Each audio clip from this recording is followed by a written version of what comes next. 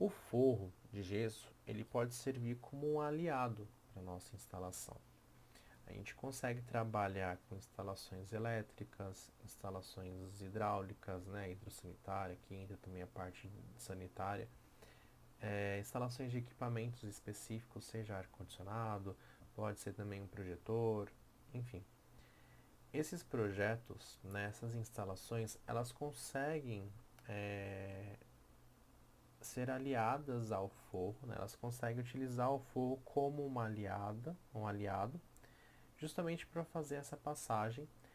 Você tem um espaço entre a laje e o forro e você passa por ali toda a sua tubulação, toda a sua instalação. E isso principalmente em questões de projetos de reforma, onde você tem um limitante, que é você não alterar a estrutura, não mexer na estrutura.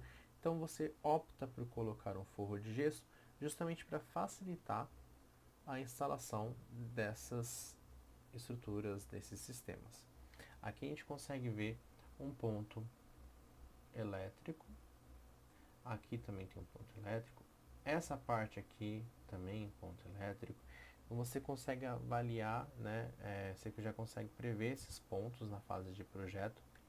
E aqui, por exemplo, a instalação, você já tem esses pontos previstos. Então, o projeto elétrico, o projeto luminotécnico e o projeto de forro, eles precisam estar alinhados, andando juntos, para na hora da obra, quem entra primeiro é o projeto, é o responsável pela parte elétrica. Então, o responsável pela parte elétrica vai entrar na obra e com um projeto já compatibilizado, já considerando as instalações do perfil de forro de gesso, a estrutura do forro de gesso, já considerando o luminotécnico, você não vai ter nenhum tipo de problema para a instalação e o responsável pela execução do serviço elétrico não vai precisar adivinhar onde vai estar a luz, onde vai estar a tomada, não vai ter nenhum tipo de problema.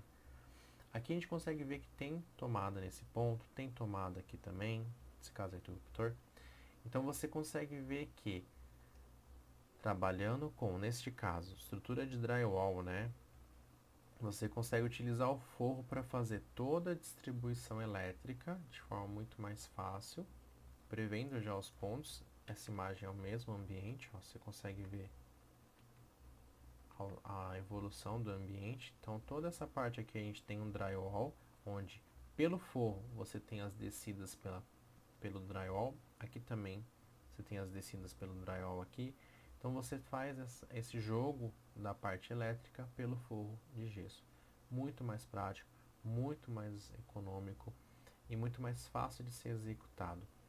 E você já prevê os pontos de iluminação corretamente para que não tenha nenhuma surpresa no local, né? Aqui também temos essa questão, a gente já prevê a parte aqui da estrutura do nosso forro de gesso, passa toda a parte de instalação, coloca com um eletroduto certinho, já deixa tudo passado, já prevê os pontos onde são as iluminações, tudo certinho, e aí você facilita e muito a obra. Essa questão aqui eu trouxe para mostrar que nós temos em alguns ambientes, né, permitido fazer o rasgo em parede apenas se for parede de vedação, em casos onde a parede ela é especificada que é uma parede de vedação, então a gente consegue fazer o rasgo nessa parede e pela facilidade do forro de gesso a gente consegue descer pelo teto, né, pelo forro, a parte elétrica, a gente consegue aumentar um ponto pela parte elétrica. Às vezes o forro acaba facilitando e muito, você tem um acabamento, um revestimento que você não quer danificar tanto e você quer fazer o mínimo de intervenção possível, considera colocar um forro que é interessante, ele facilita muito nessa parte. Aqui a gente tem toda a parte de instalação hidrossanitária também na parte de cima, né? Você pode ver que não é nem pintado, não tem nem acabamento. Aqui a gente já coloca o nosso forro de gesso e aí faz o acabamento por aqui mesmo. E isso é tranquilo.